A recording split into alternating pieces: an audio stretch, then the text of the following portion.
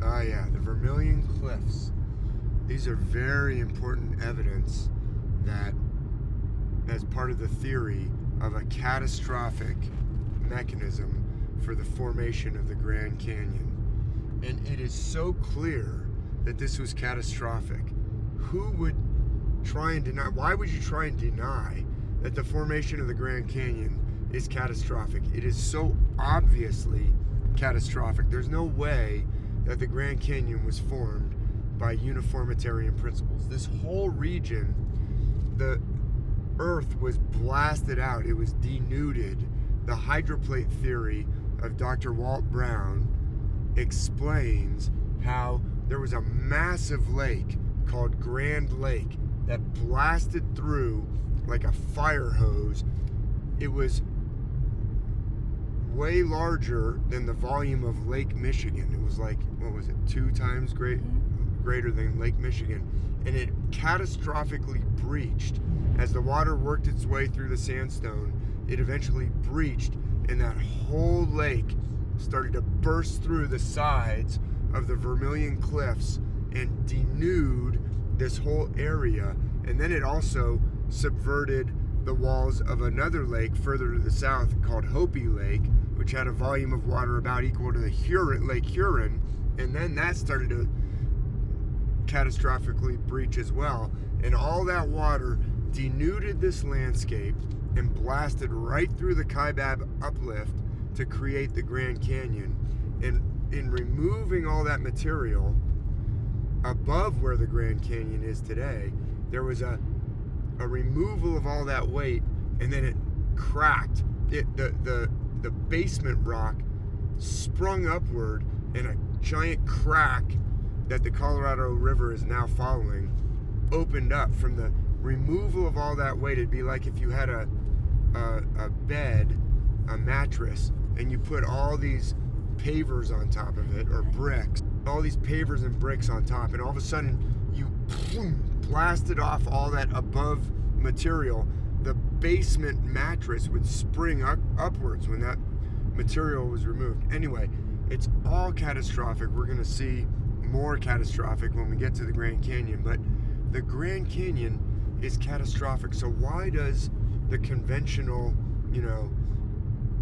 voice of conventional science speak with this uniformitarian, just confidently telling you this was carved over millions, hundreds of millions of years? This trickle of water just carved the Grand Canyon. It makes no sense. That's the uniformitarian theory? Yeah, uniformitarianism is like everything has to be little processes, normal processes, a normal river just carving over. You just throw hundreds of millions of years and a normal river could carve the Grand Canyon. It's ridiculous because we don't see any other Grand Canyons, A. And also there's these massive side canyons that go down that have no Colorado River. There's massive side branches. If you go to the Grand Canyon, you'll see there's the Grand Canyon, but there's also these huge Grand Canyon sized side rivers that just go a little ways, canyons going in. Dr. Walt Brown explains all this in his hydroplate theory. And there's no Colorado River flowing for hundreds of millions of years in those. So what happened was, it was all covered with floodwater and saturated.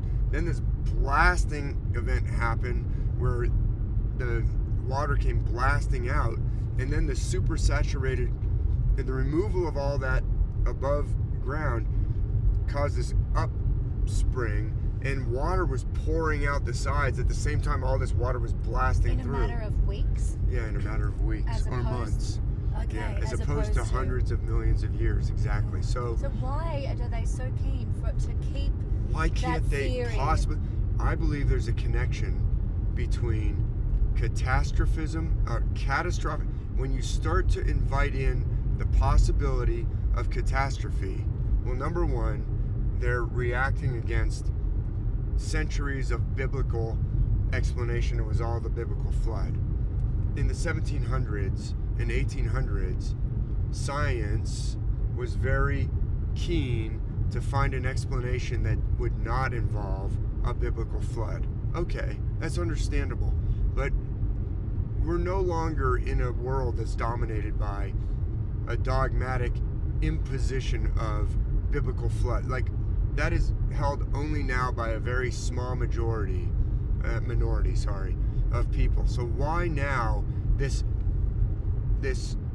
almost religious dogmatism against catastrophism from, your typical, just think of, the typical voices of the conventional theory. When we go to the Grand Canyon, it's going to just be, all the exhibits will be, this was hundreds of millions of years of the Colorado River. Somehow the Colorado River plows right through the Kaibab upwarp. Makes no sense. But anyway, why can't they figure out? Is that just because nobody's thinking? Nobody's looking at it with fresh eyes? I believe there's something more to it, because there was a catastrophe within human history. I'm not sure that this catastrophe was that. It may be that this catastrophe was really ancient, millions and millions of years ago, but more recently, like the Younger Dryas catastrophe, separated the ancient world from the deep ancient world. When you look at some of the things that Ben of Uncharted X is showing in Egypt, it is advanced technology. Pre-dynastic Egypt, advanced technology. When you look at some of those videos that the Snake Bros, Russ and Kyle of the Brothers of the Serpent, are showing of the scoop marks and the technology used, that is advanced technology that is beyond what we have today. So why is that connected to catastrophism? Because that world somehow perished, and those advanced technologies were lost, or at least the majority of them were lost. And it may be that just a few of those technologies were preserved by people who want to use them and keep them secret, and they don't want anyone to understand that there was this that humanity had these ancient capabilities that are beyond even, they want you to think we're at the pinnacle today, when very clearly there's evidence. Like, look at the Great Pyramid, look at some of those boxes. Yeah, look at Pumapunku. There was something very advanced that's very ancient. And it's like, I use the metaphor of Kung Fu. If you, let's say that you've preserved just a couple of Kung Fu techniques, 2 or 3 really effective Kung Fu techniques. You're not a master necessarily, but your dad learned from his dad 2 or 3 techniques. If you're living in a world of, just kind of bumpkins who don't know Kung Fu, you can win every bar fight that you ever get in, even if they're bigger than you. You know these 2 or 3 Kung Fu techniques, and they're just trying to do big old haymakers, and you're able to just do these 2 or 3 very effective advanced techniques from this body of Kung Fu. You never mastered it, but you know 2 or 3 techniques. You might be deathly afraid of the possibility that somebody figures out there once was a whole integrated, holistic system of Kung Fu that was actually for the benefit of mankind and humanity, for using to prevent oligarchy. Yeah. And so if somebody learns that whole ancient, if somebody were to stumble across the real ancient system of Kung Fu and really become a master and say, wait a minute, you pathetic oligarchs that are running the show because you know 2 or 3 techniques, and then the real it's like the Kung Fu, it's like the typical Kung Fu movie from the 70s and the 80s where some bully is running the town because he's actually, he knows some Kung Fu, but then the old man comes to town and he's like, things are not the way they should be. And the old man really knows Kung Fu. And eventually there's a fight, and the old man defeats the bullies who are running the oligarchs who are running the town. And the old man's like, this is not the way things should be. This is not what Kung Fu's really for. And then he knows it more deeply and more broadly, and he finally is able to defeat the bad guys in the end. Anyway, if we don't even know that there was such a thing as this body of ancient, when I'm comparing to Kung Fu, then the the oligarchs, or the evil bastards who have kept the 2 or 3 techniques, can like run they can run the town for millennia, because the ancient body of Kung Fu, they keep everyone from discovering it.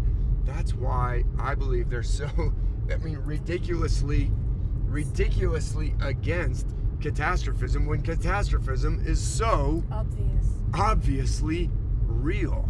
I mean, self-evident. Go to the Grand Canyon, go to Zion Canyon, go to Bryce Canyon. It is not normal. It is catastrophic. And listen to the lectures of people like Randall Carlson and George Howard and Ben from Uncharted X and Russ and Kyle from the Snake Bros, and listen to their descriptions of the Younger Dryas and Graham Hancock and Robert Schoch. There was a catastrophe within human history, and the ancient myths that are shared by every culture, even the most ancient, are from that pre-catastrophe. They're from the deep ancient, because the most ancient cultures we know of, Egypt, Sumer, ancient India with the Vedas, their most ancient writings already have remnants of some more ancient system. So why is that being suppressed? It makes no sense. Why can't we investigate that? It's not just because, universities are set in their ways. I believe there's some motivation to not understand humanity's deep ancient capabilities, because that could lead to the understanding that we have all this potential and we have this inheritance. The myths are a tremendous inheritance for the empowerment of individuals and of society and of cultures and nations. The myths are for the empowerment of men and women and of nations. So why are we told that they were just, oh no, that's so they could plant their crops? Oh really? They needed these bizarre and profound stories in order to know when it's winter versus when it's spring? I don't think so. And why is this being ignored and even suppressed by science? And catastrophism, why? Because there's something more to the story. It's a threat to their power structure. Understanding that humanity had a deeply spiritual and also potentially technologically advanced and uplifting and doing amazing things threatens this whole artificial austerity, scarceness, bullshit scenario that the current crop of pathetic, evil oligarchs, who may have kept secret and preserved 2 or 3 kung fu moves, are imposing on humanity. That's what I think is going on. Vermilion Cliffs.